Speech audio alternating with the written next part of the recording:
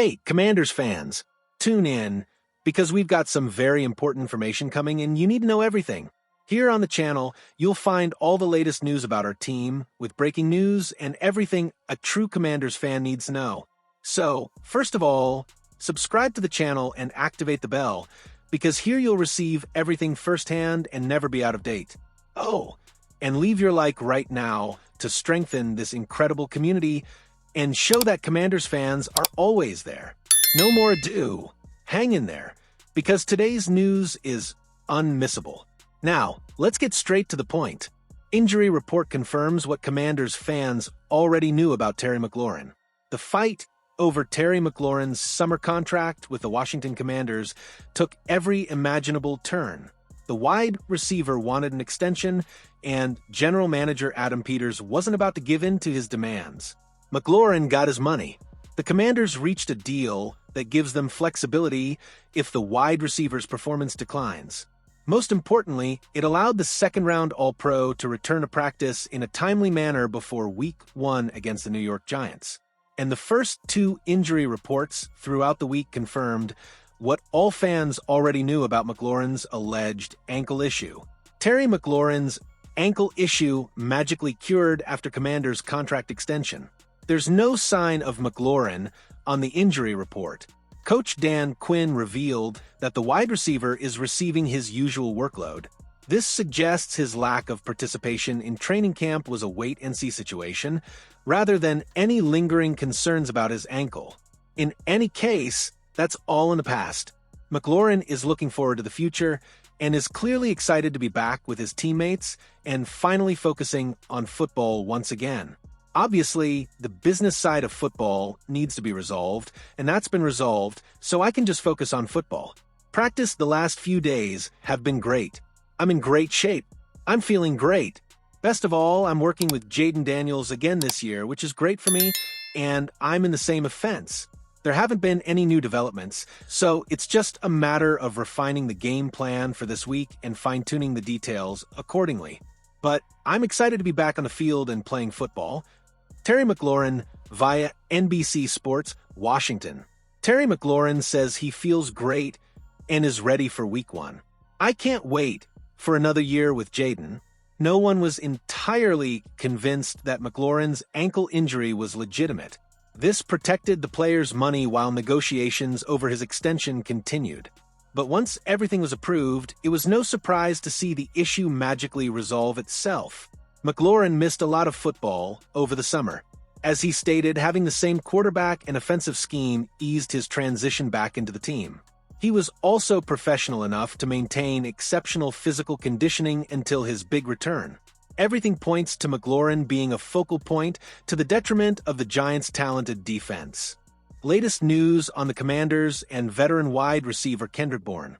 The Washington Commanders remain active in the trade market, but it appears the team won't have a new addition to its wide receiver core for their season opener against the New York Giants this Sunday. Last Tuesday, the Commanders hosted veteran wide receiver Kendrick Bourne, a highly experienced free agent in the league. However, according to NFL Network insider Ian Rappaport, Bourne won't be signed before Week 1. The 30-year-old is reportedly waiting, sitting out the opening round, and calmly considering his best option. It's worth noting that he also recently visited the San Francisco 49ers, his first NFL team.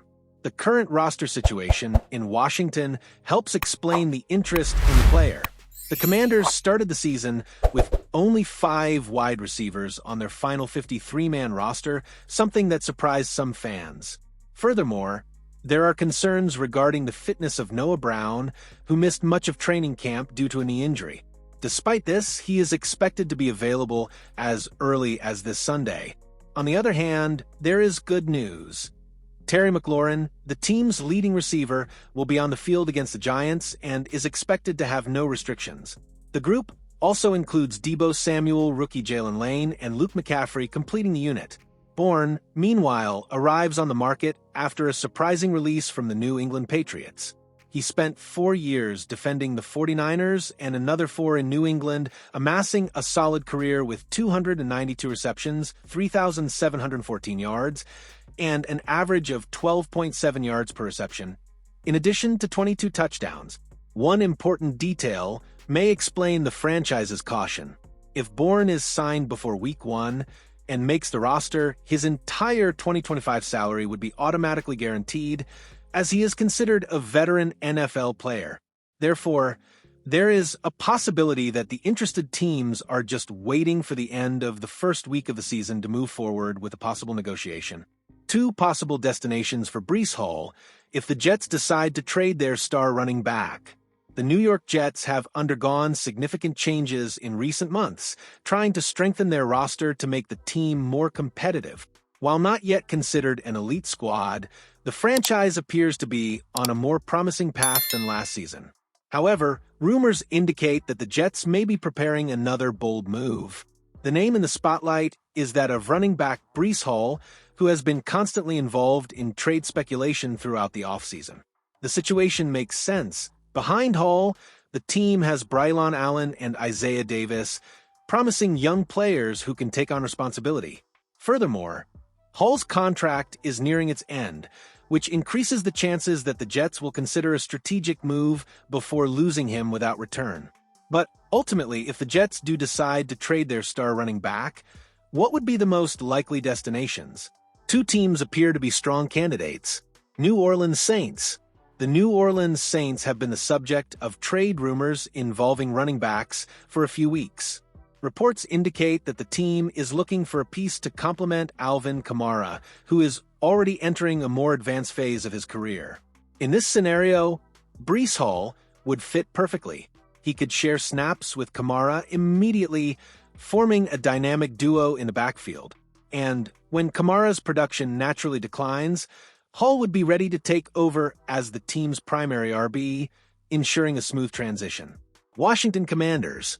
Another possible destination is the Washington Commanders, who made changes to their running backs room this offseason by parting ways with Brian Robinson Jr. The team has shown confidence in its current players, but there is still room for a powerful reinforcement.